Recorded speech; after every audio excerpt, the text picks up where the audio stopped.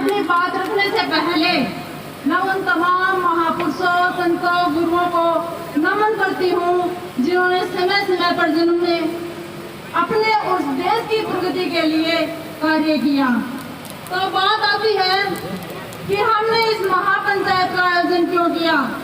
हमें इतनी बड़ी महापंचायत करने का हमारा मुख्य उद्देश्य क्या है।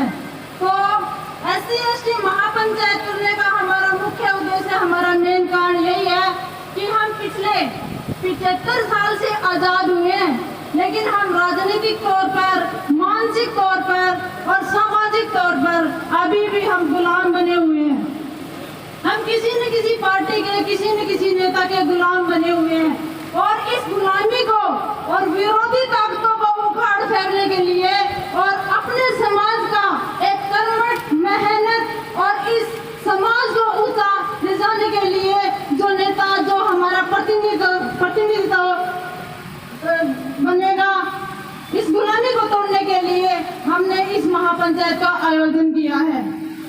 हम गुलाम क्यों हैं, मैं आपको मोटी मोटी बातों में बता देना चाहती हूँ कि सरकार ने एक नई शिक्षा नीति लागू की है, जिसमें यह है कि क्लोजर और मर्जर पूरे देश में 45,000 कॉलेज और स्कूल हैं।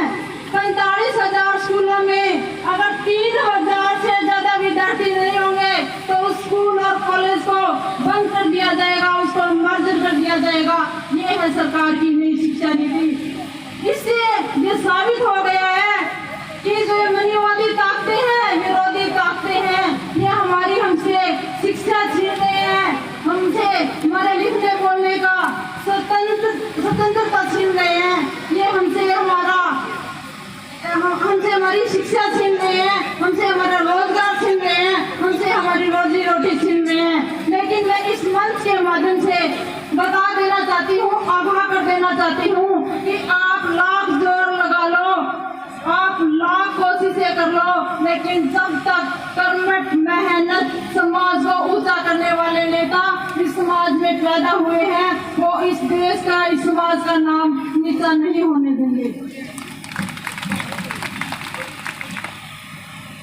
मैं ज्यादा तो कुछ नहीं कहूंगी, लेकिन ये ऐसी महापंचायत इतनी बड़ी सभा देकर ये सुनिश्चित हो गया है कि आपकी और हमारी जड़ों को मजबूती मिली है। आज आपको लगता हो या ना लगता हो, लेकिन मैं यहाँ महसूस कर रही हूँ, मैं यहाँ पर इस मंच पर खड़ा होकर महसूस कर रही हूँ कि मेरी जड़ों को तो जरूर मजबूती मिली है। मैंने जब मेरी शादी हुई थी उसके 1 महीने बाद ही मैंने राजगढ़ से जयपुर तक पद यात्रा की थी। मैं पैदल गई थी जयपुर। वो किस लिए गई थी? जो महिलाएं विवाहित होकर अदर स्टेट से राजस्थान में आ जाती है तो ना वो चुनाव लड़ सकती है और ना वो सरकारी फॉर्म भर सकती है।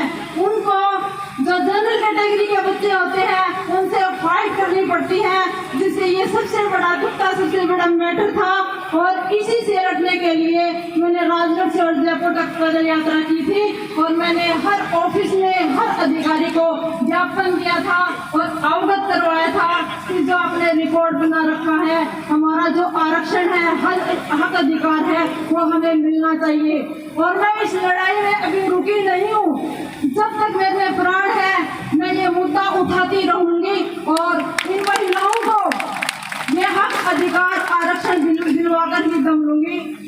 पंचायत, महापंचायत कमेटी के जितने सदस्य हैं, जो भी मुझे जिम्मेदारी देंगे मैं उसको निर्बंध सहज से स्वीकार करूंगी और मैं कभी अपने फर्ज से पीछे नहीं हटूंगी, अपनी जिम्मेदारी को तहे दिल से अदा करूंगी।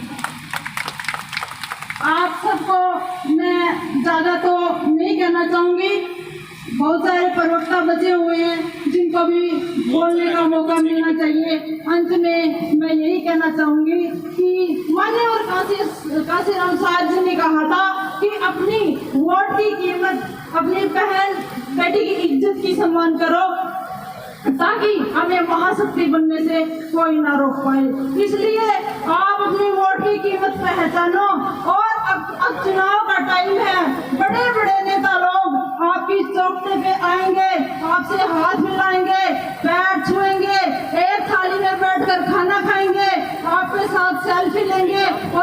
अपना परिवार का बोलेंगे, लेकिन उनके दिलो दिमाग में मनुवादी मनुस्मृति ये जो बातें हैं वो उनके मन में हैं। बस वो आपको बरगलाने की बहकाने की कोशिश करेंगे।